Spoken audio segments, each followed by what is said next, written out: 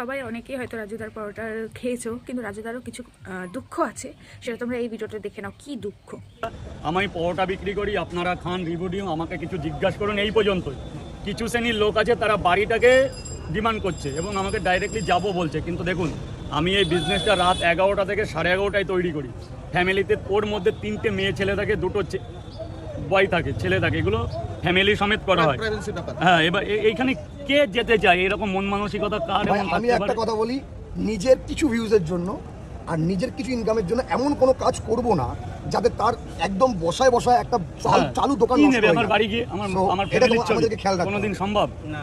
তাহলে এবার রাত্রে অনেকে বাড়ি পর্যন্ত চলে যাচ্ছে, যেহেতু আমি একটা পাড়ার মধ্যে থাকি, একটা পাড়ায় একটা আউট অফ ছেলে গেলে, ধরো কেউ গেল হেড অফ নামেন, পাড়ার ছেলেরা যদি কৈফতদারি করলো, পাড়া থেকে এখন সিভিক বসানো, যে কোথায় যাচ্ছে, আমি তখন তাকে কি কৈফতদারি করবো? আর দাদা কি কি স্টেপ নেবেন সেটা একটু বলে দিন।